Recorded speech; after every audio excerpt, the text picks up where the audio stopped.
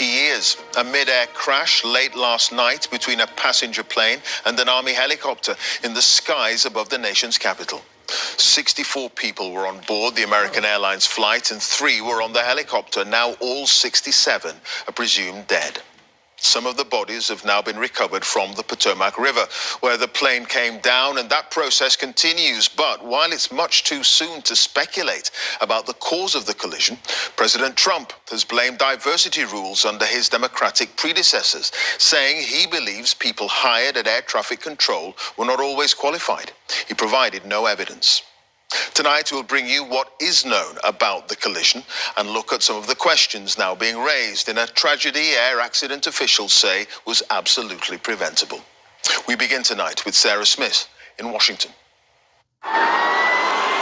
Rushing to the scene, hundreds of emergency services officers, not knowing if there are any lives they can save. Inflatable boats are needed to reach the wreckage. Both the plane and the helicopter have crashed in the river.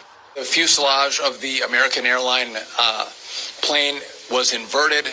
It's been located in 3 different sections. It's in about waist-deep water, so that recovery is going to go on today. Overnight, the search was for any possible survivors who might have been lost in the freezing water. As morning came, it was clear everyone had lost their lives. 60 passengers and 4 crew on American Airlines 5342, 3 soldiers in the Black Hawk Army helicopter. Despite all those efforts, we are now at a point where we are switching from a rescue operation to a recovery operation. At this point, we don't believe there are any survivors from this accident. And we have recovered 27 people from the plane and 1 from the helicopter. CCTV pictures show the moment of impact. Very low in the sky, over Washington, D.C., the helicopter and the plane are rapidly heading toward each other, and then we can see the sudden explosion. On closer footage, we see the crash quite clearly. In the cockpit was 28-year-old American Airlines pilot Sam Lilly. His father said he started his training 6 years ago, and he was engaged to be married. Also on board, Wendy Schaefer, a wife and mother whose children are just 1 and 3 years old. A married couple of world champion figure skaters from Russia were flying with other athletes they'd been coaching in Kansas. Very close to downtown Washington and its famous skyline, the wreckage can still be seen protruding from the icy Potomac River, a distressing sight for nearby residents. Yeah, everyone's just distraught. And so it's been shocking to everyone. Just didn't feel right because it's, I fly with the smaller jets like that one was coming in, and I see the helicopters all the time going through here. I see Marine One constantly going back and forth, and to Andrews over there, and it just, it just kind of shocking. There are recordings from air traffic control as the accident happened. Crash. This is alert 3. Crash. Fire command. The accident happened in the river. The helicopter and the plane crashed in the river. An investigation is already underway into how this accident could have occurred on a clear night when both aircraft were following standard flight patterns. Military helicopters do fly over and around Washington all the time. This Black Hawk was on a nighttime training flight. President Trump asked for a moment's silence for what he called a tragedy of terrible proportions, before quickly blaming equal opportunity policies and air traffic control for making flying less safe. The initiative is part of the FAA's diversity and inclusion hiring plan. Think of that. The initiative is part of the FAA's diversity and inclusion hiring plan, which says diversity is integral to achieving FAA's mission of ensuring safe and efficient travel. I don't think so. I think it's just the opposite. How you can come to the conclusion right now that diversity had something to do with this crash? Because I have common sense, okay? And it is just common sense, apparently. No evidence has been presented to connect diversity policies with this or any air accident. The Transport Safety Board want everyone to wait for the facts and the conclusion of their investigation. It's not that we don't have information. We do have information. We have data. We have substantial amounts of information. We need to verify information. We need to take our time to make sure it is accurate. That's best for you. That's important for the families. It's important for legislators who are seeking answers to try to figure out what they're going to do about this. But this tragic accident looks like it may become one more battleground in the political and culture wars in America. Sarah Smith, BBC News, Washington. Well, as we've been hearing, it was a clear night. Visibility was good, with eyewitnesses saying everything about the approach into Washington of the American Airlines jet looked normal. So what do we know about what happened next, and what are the questions now raised? Here's Roz Atkins. The American Airlines flight and the Black Hawk military helicopter collided over the Potomac River. The first question is whether either was off course. The plane, marked in blue, approached the airport from the south. The helicopter, marked in red, was flying along the river. The Trump administration says both were on a standard flight pattern. But right before the crash, air traffic control speaks to the helicopter, referring to it as Pat 25 and the plane as CRJ. This is the audio. In other words, the helicopter was being told to watch out. In another recording, we hear what appears to be the helicopter's pilot. There's a question here about which aircraft is being referred to, because as we can see from the footage, there was another plane nearby. We don't know if the helicopter pilot had this plane in sight or the one he would collide with. Soon after, we hear air traffic control again. I don't know if you caught earlier what happened, but there was a collision on the approach in the 3-3. We're going to be shutting down operations for the indefinite future. In the seconds before what had happened, wouldn't there have been an automated warning? Passenger aircraft in the US use what's called a collision avoidance system. One expert, though, told the BBC the system's warnings can be inhibited when an aircraft's at low altitude. Lastly, would we expect planes and helicopters to share airspace in Washington? We definitely would. Ronald Reagan National Airport has one of the busiest runways in the US. It's just 5 miles from the White House. There's a huge amount of military and civilian flights in a relatively small area.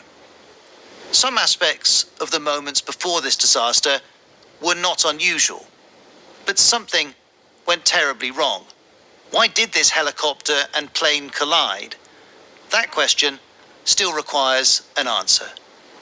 Roz Atkins, BBC News.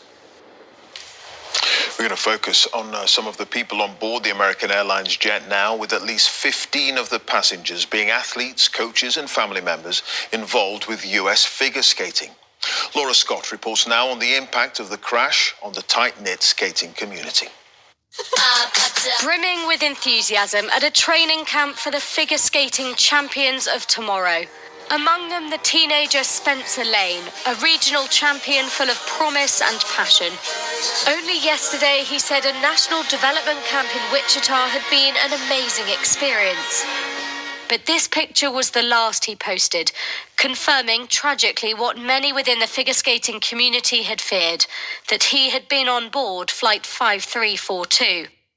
Gina Hahn. So too had fellow skater Gina Hahn. Both had been accompanied on the plane by their mothers and coaches, according to the Skating Club of Boston, which has been left reeling. We were informed of a pretty horrific tragedy. 2 coaches, 2 teenage athletes, and the athletes' moms. This will have long-reaching impacts for our skating community.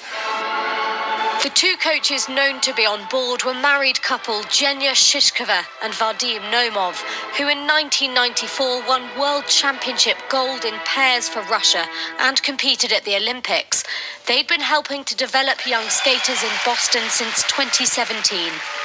Tonight, 2 more clubs said they were mourning the loss of their athletes and spoke of their unimaginable grief, amid reports that a quarter of all passengers might have been involved in figure skating.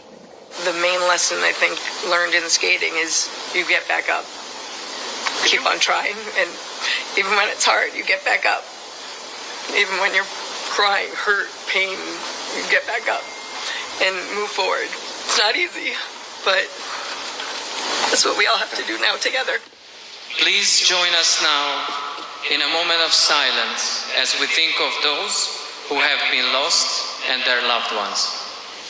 Tributes paid today at the European Figure Skating Championships in Estonia, as the sport reflects on lives and talent taken too soon. Laura Scott, BBC News. Well, in a moment, we'll return to Sarah live in Washington. But first, Nomia Iqbal is at Reagan National Airport, where the passenger jet last night was coming into land. And air accident investigators have been speaking where you are, Nomia, in the last couple of hours. What have they been saying?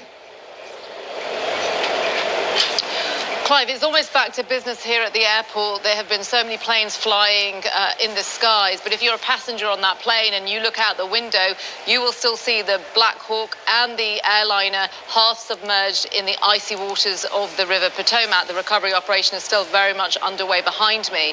Now, the National Transportation Safety Board has said that it's investigating multiple factors. It's confirmed that they have not recovered the flight data, also known as the black boxes. They plan to issue a preliminary report in around about 30 days, but they have said it will take some time because there's so much information that they have to verify. And even though President Trump seems to have prejudged the investigation, saying what he thinks caused it, the Safety Board says it's refusing to speculate. All right, and to you, Sarah, in Washington, was Donald Trump simply speaking off the top of his head when he was talking about diversity policies perhaps being behind what happened? Well, he didn't have any evidence for that, but what he has done is sign a memo demanding that this be investigated, that all hiring practices at the Federal Aviation Authority over the last 4 years, whilst he's been out of power, be investigated. And if there is anybody who has been hired who doesn't meet qualification requirements, then they should be sacked and replaced immediately, because he says he is convinced that it is these diversity policies that have lowered aviation standards. Now, it is being reported here that staffing levels were not normal in the air traffic control tower last night. That jobs would normally be assigned to 2 different controllers were being done by just one person who, by themselves, was having to handle all the planes that were landing and taking off, as well as dealing with all the helicopters that were in that airspace. Now, we don't know whether that's routine on occasions, whether that's unusual, but it's definitely something that the air accident investigators are going to have to be looking into, along with every other aspect. Do you know what AI is? And do you know what your government is doing about AI and how it will affect us as society? How will it affect us in a negative way? Or most importantly, how will it affect us in a positive way in society? So if you want to find out more about how AI will run our lives and future, please subscribe to my channel, What's Trending, and we are going to pick out everything from Keir Starmer blueprint about turbocharging AI here in the UK and how it's going to streamline within business, NHS sector, and everything else that we do in life. So subscribe and let's get talking about